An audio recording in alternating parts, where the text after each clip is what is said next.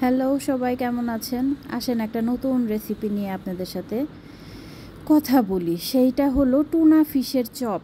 Tuna fish কেনা ছিল, তো সেইটা আমি সিদ্ধ করে লবণ দিয়ে অল্প একটু সিদ্ধ করে ভিনেগার দিয়ে অল্প সামান্য একটু 1 চামচ ভিনেগার দিয়ে তো সিদ্ধ করে এটার মধ্যে পেঁয়াজ কুচি 1/2 কাপ চামচ, তারপরে এই যে দেখা যাচ্ছে রসুন বলে কি বলে এটা, শুকনা মরিচ ভেজে রেখেছিলাম। তো সেটাকে আমি ভালো মতো করে হাত দিয়ে স্ম্যাশ করছি। আমি হ্যান্ড গ্লাভস পরে কাজ করি না, আমি হাত ভালো মতো ধুয়ে ওয়াশ করে নিয়েছিলাম। তো তারপরে এইগুলা দিয়ে সব কিছু দিয়ে তো ভালো মতো করে নাড়ছি, এবং নাড়তে নাড়তে আপনারা প্রথমেই একটা ক্লিপ দেখেছেন, এবং ভিডিওটা যদি পুরাটুক দেখেন এবং পুরাটুকের সেই ভিডিওর এক্সপ্রেশনটা আপনারা লাস্টে আপনারা দেখতে পাবেন যে একটা আকাম যে করছি আমি। তো মানে সবসময় যে পারফেক্ট রান্না হয় সেটা আসলে হয় না, তো আকাম কুকাম আমি করি। তো সেই আকাম কুকামের এক ঝলক আপনাদের সাথে দেখালাম। তো যাই হোক, ওইটা একটু ভাজা ভাজা করে তারপরে আলু সিদ্ধ করা ছিল আগে থেকেই, তো সেই আলু স্ম্যাশ করা ছিল, মানে করেছি আমি আগেই, সুবিধার জন্য আগেই করে ফেলেছি। তারপরে এই তো দিয়ে দিলাম, এবং এগুলোর সাথে লবণ দিলাম। তারপরে আপনারা এখানে সরিষা তেলও ইউজ করতে পারেন, প্লাস আপনারা সয়াবিন তেলও ইউজ করতে পারেন, যে কোনো তেল ইউজ করা যাবে। আমি একটু সয়াবিন তেলই দিয়েছিলাম। সয়াবিন তেলটা দিয়ে সব কিছু দিয়ে এই দেখেন সুন্দর করে স্ম্যাশ করছি। একটা টুনা ফিশ, পেঁয়াজ আর শুকনা মরিচ, লবণ, ব্যাস এইটাই, আলু ভর্তার মতো করে। আর ওই যে কি বলে টুনা ফিশটা দিয়ে সব কিছু দিয়ে এই যে সুন্দর করে চপের মতো করে বানিয়ে ফেলছি।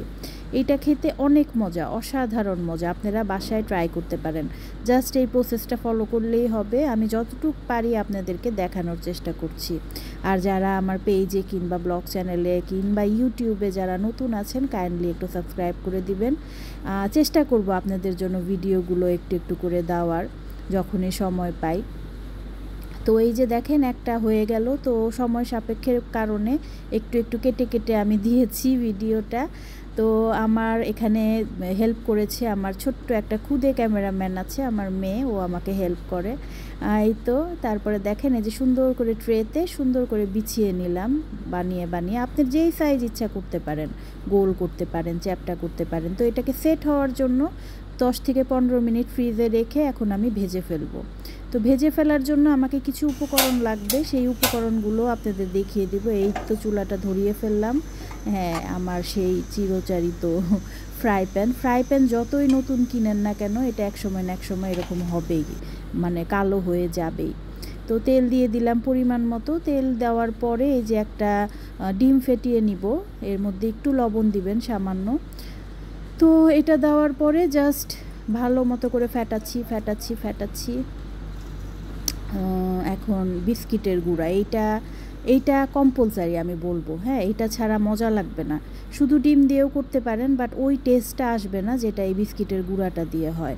তো এখন এই ডিমের মধ্যে জাস্ট একটা করে চপ নিয়ে চুবালাম, এবং এই দেখেন সুন্দর করে ভরালাম। হ্যাঁ, ভরিয়ে একদম চারপাশে সুন্দর করে যেন বিস্কিটের গুঁড়াগুলো লাগে সেইভাবে এইটা দিলাম, মানে গড়াচ্ছি।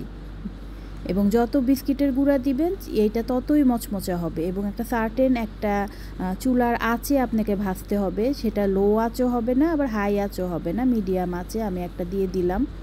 এবং এটা হঠাৎ করে চটজলদি যদি আপনি ডিপেও বানিয়ে রাখেন, একটা কাগজের উপরে একটা মানে লেগে যেন না ধরে এরকম করে লাগিয়ে বানিয়ে রাখতে পারেন। মেহমান আসলে চটজলদি ভেজেও দিতে পারেন, আবার আপনি ইনস্ট্যান্টও বানিয়ে দিতে পারেন।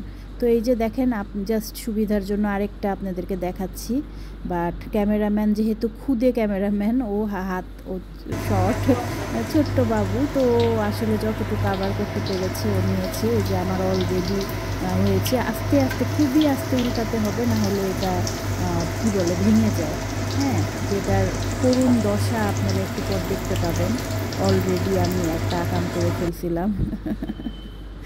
তো এই যে প্রায় হয়ে যাচ্ছে, এই যে এখন তুলে ফেলবো সুন্দর করে। খুব একটা ভাজা যাবে না, বেশি ভাজলে আবার ভেঙে যায়। হ্যাঁ, আপনারা জাস্ট 2-3 মিনিট ভাজলেই হবে এটা।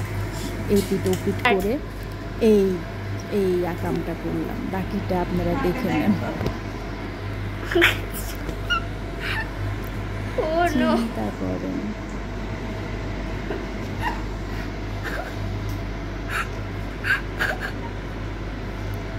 কেলাচ্ছি, একটা নষ্ট করলাম এবং এটা খাওয়ার যোগ্য না, ফেলে দেওয়া লাগছে।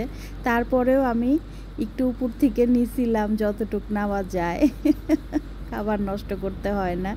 তো নিয়ে এই যে সবাই মিলে পরিবেশন করলাম। ধন্যবাদ, ভালো লাগলে লাইক করে দেবেন।